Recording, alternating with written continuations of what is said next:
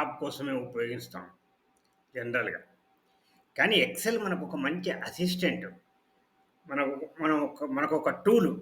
మనకు ఉపయోగపడే ఫైల్స్‌ను గనక మనం తయారు చేసినట్టయితే, అబ్బా! అన్ని ఫైల్స్ ఎవరు చూడరు. ఒక్కటే ఒక ఫైలు. ఆ ఫైల్‌లో ఒక్కొక్క షీట్‌లో ఒక్కొక్కటి ఉపయోగపడే మనకు అది షీట్‌ను పెట్టుకుంటే ఎంత ఉపయోగం అంటే, మనల్ని గైడ్ చేస్తది. మనకు హెల్ప్ చేస్తది.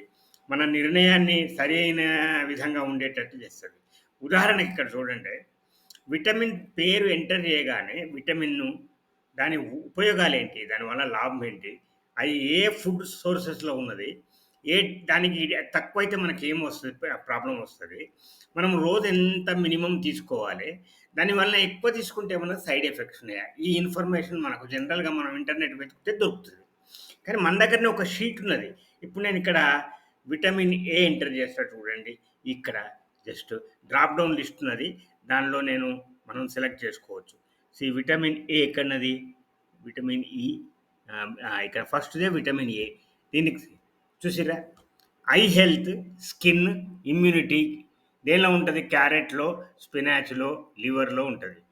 ఇది లేకపోతే ఏమైతది? నైట్ బ్లైండ్‌నెస్ వస్తది. డ్రై స్కిన్ వస్తది. స్క్రాచింగ్. 700-900 ఆహ్, మైక్రోగ్రామ్స్ పర్ డే తీసుకోవాలి. అంటే చాలా తక్కువ తీసుకోవాలి. తీసుకుంటే మనకు లివర్ డ్యామేజ్ ఎక్కువైతే ఎక్కువ తీసుకుంటే లివర్ డ్యామేజ్ అయితది. మంచిదని చెప్పి మనం విపరీతంగా తింటే బ్లర్డ్ విజన్ కంటి చూపు కూడా బ్లర్ అయితది. ఇది ఎంతో ఉపయోగకరమైనది మీరు ఆలోచించండి. ఇటువంటి ఫైల్స్ మనం ఎన్నో తయారు చేసుకోవచ్చు వేరియస్ మ్యాటర్స్ మీద. నేను ఎక్సెల్ నేర్పడం కాదు. ఎక్సెల్ మనకు అసిస్టెంట్‌గాను ఎట్లా మార్చుకోవాలి?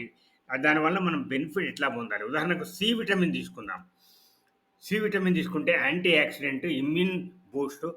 ఇది ఏముంటది? నిమ్మ పళ్ళు అట్లాంటి సంత్రాలు, బత్తాయిలు అట్లాంటి దానిలో ఉంటది. సిట్రస్ ఫ్రూట్స్, గువావా, జామ పండు. ఇది లేకపోతే ఏమైతే స్కర్వీ వస్తది. మన పళ్ళలో గమ్‌ల నుంచి బ్లడ్ కారుతది. ఎంత తీసుకోవాలి? 75-90 మిల్లీగ్రామ్ పర్ డే తీసుకోవాలి. ఎక్కువ తీసుకుంటే ఏమైతది? డైరియా అయితది. కిడ్నీ స్టోన్స్ అయితది. ఈ రకమైన మనం ఫైల్స్ తయారు చేయడం నేర్చుకోవాలి.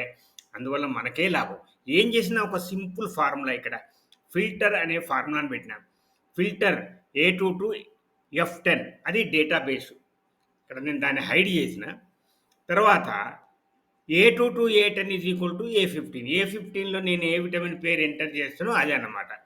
అది ఒకవేళ లేకపోతే నో మ్యాచ్ అని వస్తది. నేను ఏదో విటమిన్ క్యూ అని ఎంటర్ చేస్తాను. ఇప్పుడు నో మ్యాచ్ అని వస్తది.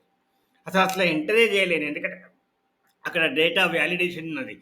డ్రాప్ డౌన్ లిస్ట్ ఉన్నది. కాబట్టి మనకు చాలా ఈ రకమైన ఫైల్స్ ఉపయోగం.